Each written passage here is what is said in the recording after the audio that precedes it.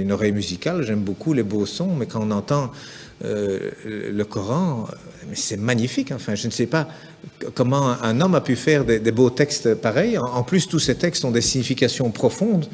Il n'y a pas une erreur. Il y a des gens, des médecins, des scientifiques qui ont fait des erreurs, des recherches sur ces livres saints.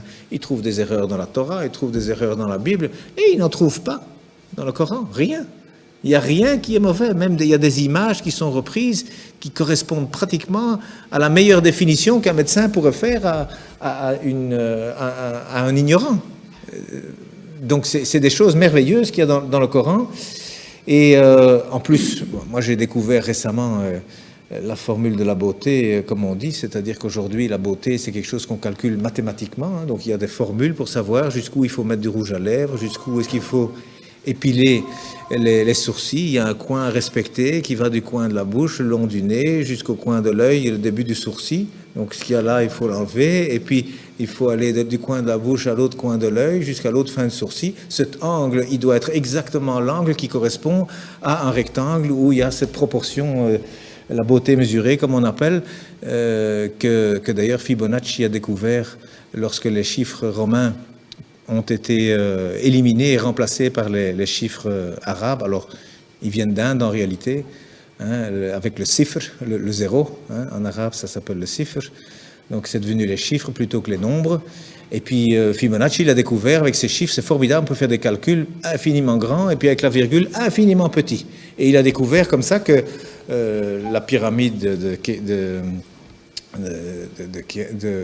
Khéops, le Parthénon, enfin tous ces beaux bâtiments, même en Italie, il a découvert qu'il y a toujours la bonne proportion. Même les peintures, il a découvert que toujours c'est au même endroit que doivent se trouver le centre du tableau. C'est pas au centre, hein, non, c'est quelque part 1 sur 1,618.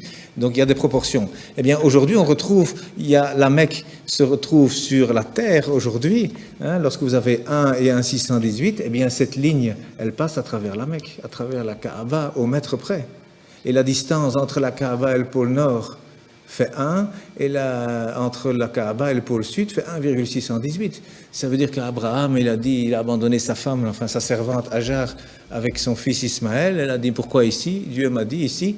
Donc il semble qu'aujourd'hui, c'est par rapport en tout cas, et c'est même lié au village de Greenwich, qui a servi à dessiner la carte de cette terre, hein, parce que le milieu, c'est Greenwich.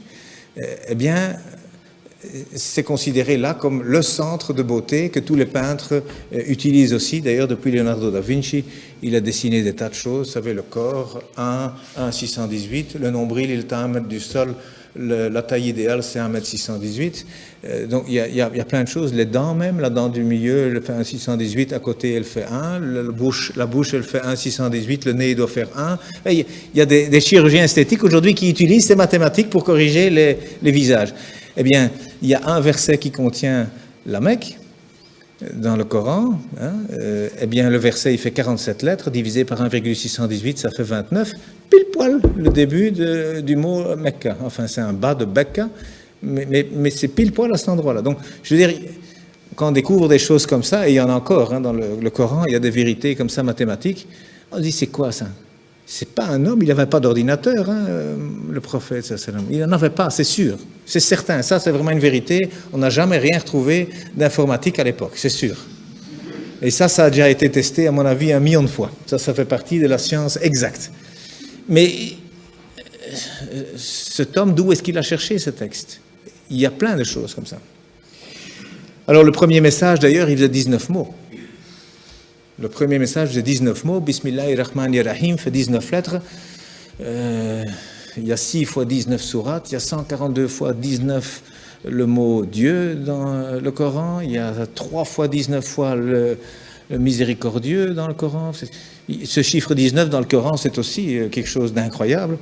Mais donc le premier message, c'était, voilà, informez-vous.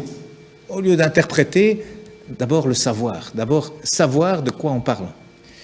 Et le dernier message du prophète, dont on dit qu'il est mauvais pour les femmes, eh bien, il a dit « Soignez vos femmes, et pour la prière, ne l'abandonnez pas. » Alors, moi je dis, une religion où le premier message et le dernier message sont ainsi, je ne vois pas très bien ce qu'on doit craindre. Donc,